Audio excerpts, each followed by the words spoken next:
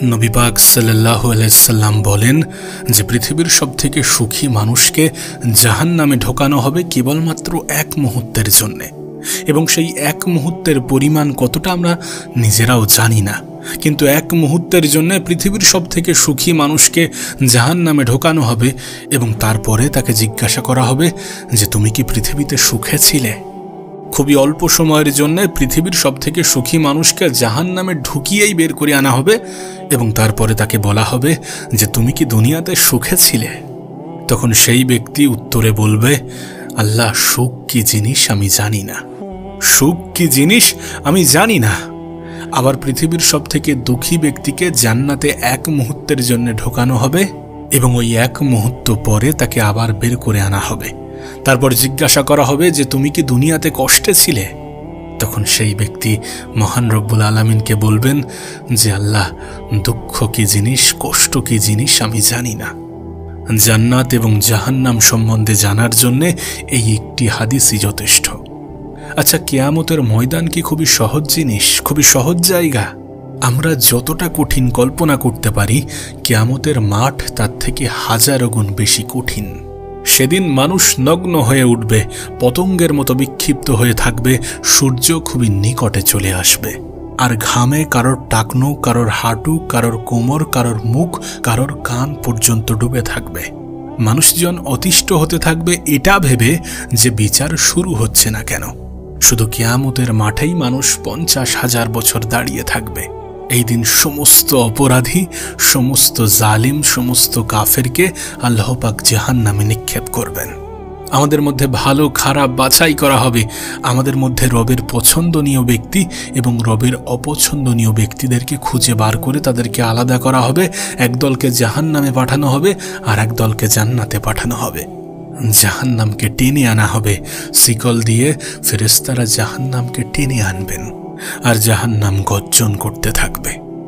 সত্যি বলতে আমরা যতটুকু কল্পনা করতে পারি তার থেকে হাজার হাজার গুণ বেশি কঠিন হবে কিয়ামতের মাঠ। আমাদের কল্পনার থেকেও হাজার হাজার গুণ বেশি কঠিন। তবে এই কিয়ামতের মাঠেই আল্লাহ পাক 7 শ্রেণীর মানুষদেরকে নিশ্চিন্তে রাখবেন। বিশ্বাস করুন, আমরা দুনিয়াতে যত কষ্টেই থাকি না কেন, যত কষ্টই পেয়ে থাকি না কেন, যত কঠিন জীবনই কাটাই না কেন, যদি একটা বার পুলসিরাত পার হয়ে যেতে পারি তাহলে আমরা সফল। দুনিয়াতে আমরা যতই কষ্ট পাই, যতই কঠিন জীবন কাটাই, যতই খারাপ পরিস্থিতির মধ্য দিয়ে আমাদের জীবন অতিবাহিত হোক না কেন, যতবারই হেরে যাই না কেন, যদি একবার আমরা ফুলসিরাতকে পার করতে পারি তাহলে আমরা আমাদের জীবনে নিঃসন্দেহে সফল। আর দুনিয়াতে আমরা যতই ভালো থাকি, যতই বাড়ি গাড়ি, টাকা পয়সা, সম্পদ সমস্ত কিছু বানাই না কেন, যদি আমরা পুলসিরাতকে পার না করতে পারি, যদি একটা বার আমরা পুলসিরাতে আটকে যাই এবং পড়ে যাই, জাহান্নামের অতল গভীরে যদি তলিয়ে যাই, তাহলে আমাদের দুনিয়া শেষ, আমাদের জীবন বৃথা।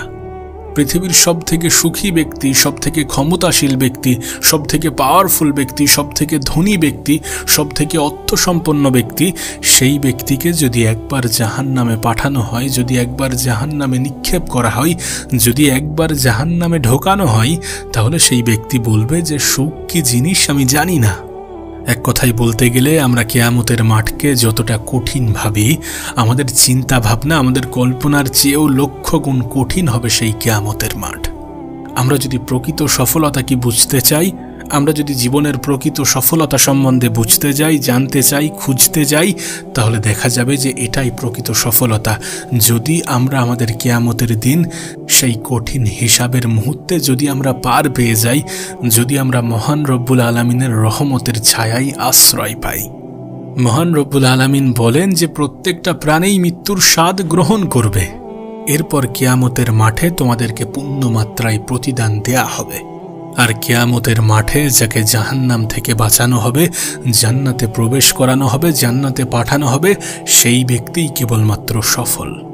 অর্থাৎ যদি আমরা আমাদের জীবনের প্রকৃত সফলতা খুঁজি, যদি আমরা আমাদের জীবনের আসল সফলতাকে বোঝার চেষ্টা করি, তাহলে সেটার হিসাব, সেটার সংজ্ঞা, সেটার ডেফিনিশন নির্ভর করছে কিয়ামতের মাঠে আমাদের রেজাল্ট।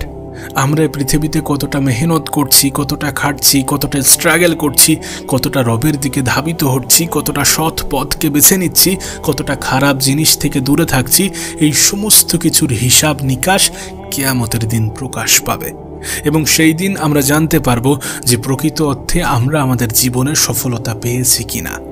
প্রকৃত অর্থে পৃথিবী একটা পরীক্ষা ক্ষেত্র, যেখানে আমরা পরীক্ষা দেওয়ার জন্য এসেছি, ক্ষণিকের সময়ের জন্য অতিথি হিসাবে এসেছি। আজ আছি, কাল থাকবো না। এবং সব থেকে বড় পরীক্ষার দিন হচ্ছে কিয়ামতের দিন। এ পৃথিবীতে আমরা আমাদের পরীক্ষায় পাশ করতে পারবো কিনা, আমরা আমাদের জীবনের সঠিক প্রিপারেশন নিতে পারবো কিনা, এই সমস্ত কিছুর ফল প্রকাশ পাবে কিয়ামতের দিন। এবং সেদিন ফল আমাদের বিপক্ষেও আসতে পারে, যদি আমরা খারাপ জিনিসগুলোকে পৃথিবীতে নিজেদের অংশ বানাই, যদি আমরা আমাদের রবকে ভুলে যাই, যদি আমরা শয়তানের ধোঁকায় পড়ে রবের অপছন্দনীয় কাজগুলোকে নিজের জীবনের অংশ বানাই, তাহলে সেই দিন আমরা হেরে যাব। এবং সেই দিন শুধুমাত্র আমরা হেরে যাব না, আমাদের হারের কারণে আমাদেরকে শাস্তিও ভোগ করতে হবে। হ্যাঁ, আমি সেই ভবিষ্যতের কথা বলছি যে ভবিষ্যতের কথা আমরা চিন্তা করি না। আমাদের মধ্যে অনেকেই আছে যে ভবিষ্যৎকে মানতে চায় না। আপনি তো চিন্তা করেন আপনার আগামী কালকে নিয়ে, কিন্তু আপনার জীবনের সব থেকে বড় সত্য হচ্ছে মৃত্যু।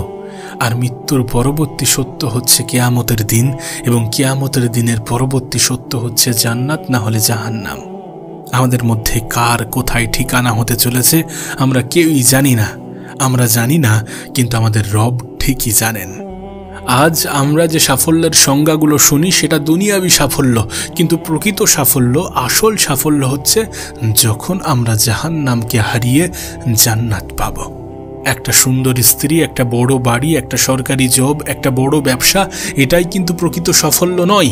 এটা দুনিয়াবি সাফল্য, আর এই সাফল্য ক্ষণিকের।